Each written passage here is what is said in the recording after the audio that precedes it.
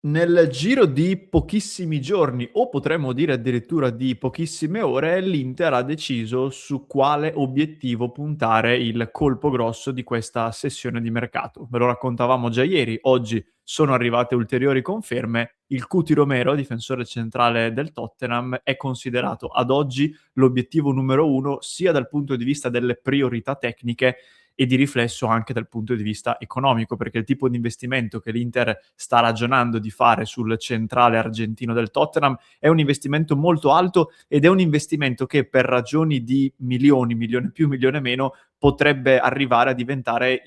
uno dei colpi della top 5 più costosi della storia dell'Inter, se non addirittura della top 3 dei più costosi. Qui è questione veramente di pochi euro, però rimaniamo comunque all'interno di un livello molto alto per le cifre che stanno circolando in queste ore. Facciamo un punto sulle ultimissime novità e poi rimanete con me perché voglio farvi e lanciarvi una domanda provocatoria che è rivolta soprattutto a chi in queste ore è stato un po' più critico sull'ipotesi di acquisto di Romero, però vale un pochino per tutti. Sono molto curioso di sapere la vostra. Nel frattempo, ben ritrovati, amiche e amici passioni interisti. Prima di partire, come sempre, vi invito a sostenerci qui sotto con un click sul tasto mi piace e con un'iscrizione al canale, e poi se vi va c'è sempre il club di Passione Inter, da cui potete passare scannerizzando il QR code qui in alto.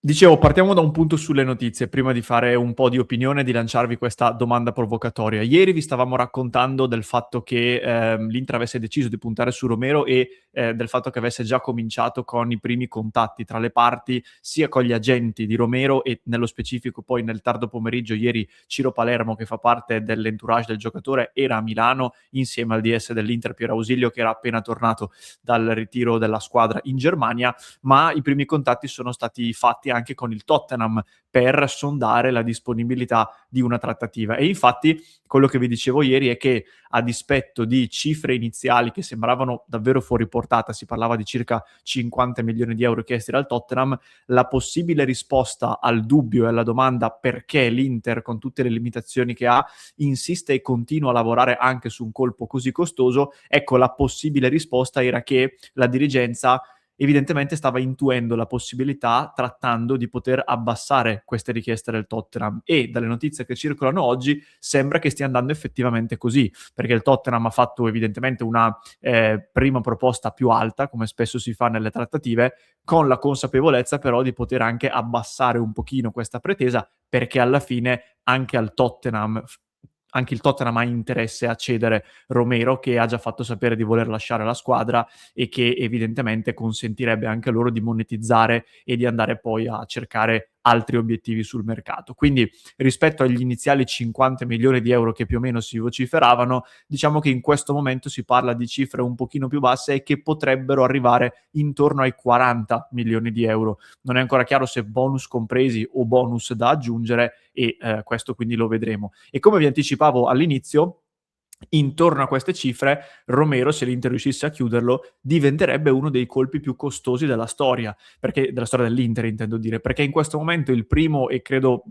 non scalzabile, quantomeno in questo momento storico, è Romelu Lukaku, però già al secondo posto c'è Vieri, che è stato pagato in un'altra epoca storica, però è stato pagato circa 46 milioni di euro, più o meno. Stavo guardando le statistiche, diciamo le valutazioni direttamente dal sito di Transfermarkt. Terzo e quarto di questa classifica però sono Joao Mario e Hakimi, pagati il primo 44 milioni e mezzo, quasi 45, e il secondo 43 milioni. Quindi capite che un Romero che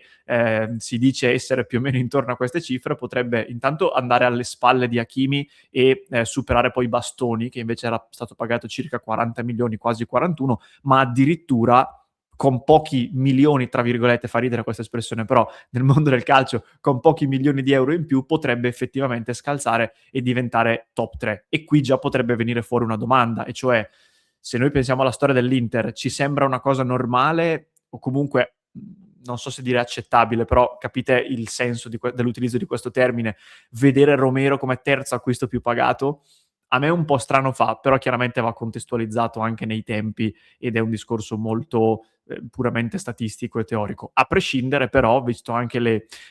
diciamo la cronologia di questi colpi, arrivare intorno a queste cifre potrebbe renderlo il giocatore più costoso degli ultimi 8-10 anni della storia dell'Inter. E questo è sicuramente un segno non indifferente, soprattutto perché arriverebbe con diciamo nella fase storica in cui proprietario dell'Inter è un fondo come Oaktree, e a questo arrivo fra pochissimo, anche perché, per chiudere diciamo la parentesi legata alle notizie, sta circolando anche l'ipotesi, al momento non è caldissima, però mettiamola lì, della possibilità che Inter e Tottenham si possano accordare per un colpo con una formula alla Akanji, quindi una specie di prestito con obbligo di riscatto. Qui penso che eventualmente le condizioni possono essere un po'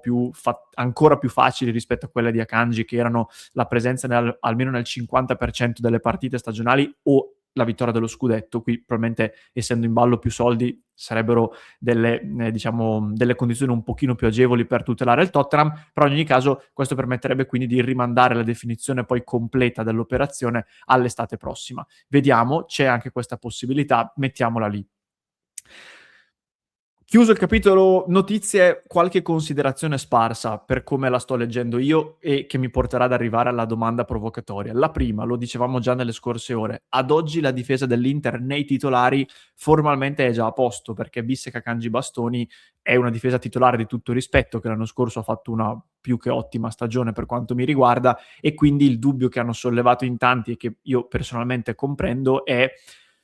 il seguente, e cioè l'Inter un investimento di questo tipo potrebbe farlo su un profilo più futuribile, che magari costi anche leggermente di meno e che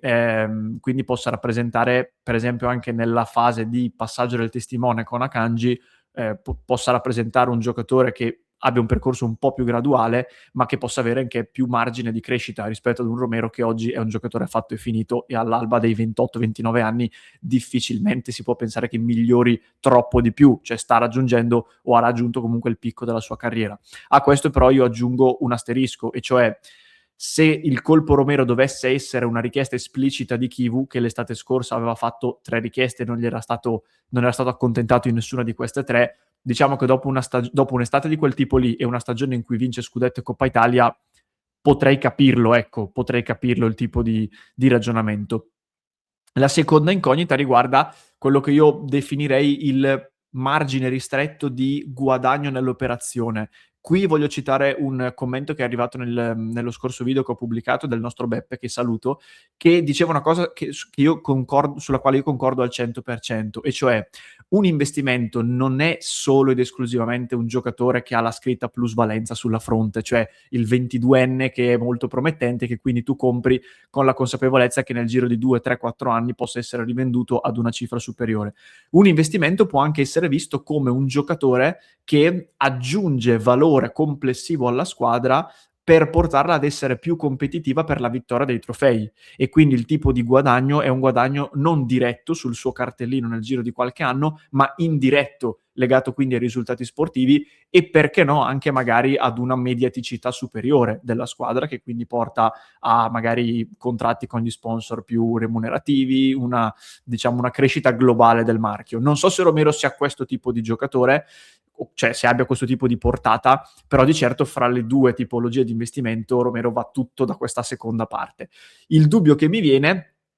e quindi potrei ricollegarmi al prossimo tema, è quanto Oaktree possa essere d'accordo su questa lettura e su questo ragionamento, che ribadisco, per me è perfetto, sono d'accordissimo con quello che diceva Beppe. Tendenzialmente un fondo capisce molto meno cioè, capisce tra virgolette ovviamente molto meno questa seconda lettura, e va invece più d'accordo con la prima. Infine, per concludere sui dubbi che oggi stanno circolando, che diciamo ho letto anche in tanti commenti, tantissimi, pensavo di leggerne meno, devo dire, di commenti un po' più critici, ma ne ho letti tanti, quindi anche un po' di polemica preventiva tra virgolette sul colpo Romero. Chiaramente l'incognita fisica, perché negli ultimi anni ha avuto qualche problema, e questo si aggiunge al concetto che dicevo prima, cioè il poco margine dell'operazione. Quando tu fai un colpo così oneroso per un giocatore non giovanissimo, poco margine, perché per poterci guadagnare, tra virgolette, devi sostanzialmente puntare sul risultato sportivo e su una crescita complessiva che questo giocatore può dare alla squadra. Secondo me a livello tecnico Romero può dare questa crescita alla squadra, non è una certezza al 100% e in più si porta dietro qualche altra piccola incognita, tra le quali quelle di natura fisica, ma questo chiaramente lo vedremo. Dopo tutto questo sermone, arrivo alla domanda provocatoria, che dicevo è diciamo rivolta più ai critici di questa operazione, ma vale per tutti, sono molto curioso di sapere la vostra, e cioè, dando per buone queste cifre, questa operazione, facciamo finta che il colpo Romero l'Inter lo chiuda più o meno intorno a queste cifre che stavamo dicendo. In questo contesto è maggiore il dubbio, il timore, mettetela come volete, di un'operazione che per tutte queste ragioni non convince al 100%, o la soddisfazione, io direi anche barra liberazione, di avere finalmente la conferma del fatto che anche il terribile fondo Oaktree in questo caso possa approvare operazioni di fatto puramente tecniche e non da fondo, appunto, cioè quindi la conferma totale che le trattative per Palestra, per Lookman, eccetera, fossero reali e che Oaktree non ha in testa solo il simbolo del dollaro, ma è disponibile anche a dire sì a determinate operazioni, anche operazioni che ad oggi non sembravano per nulla nelle corde di Oaktree, come quella di Romero. Cioè, quale delle due anime pesa di più? Secondo me si apre un po' una discussione su questo, perché i dubbi rimangono, cioè alla fine la mia risposta sarebbe un po' tutte e due, i dubbi rimangono, però vi dico la verità, da un certo punto di vista sarebbe un po' una liberazione vedere finalmente l'Inter che nelle mani di Oaktree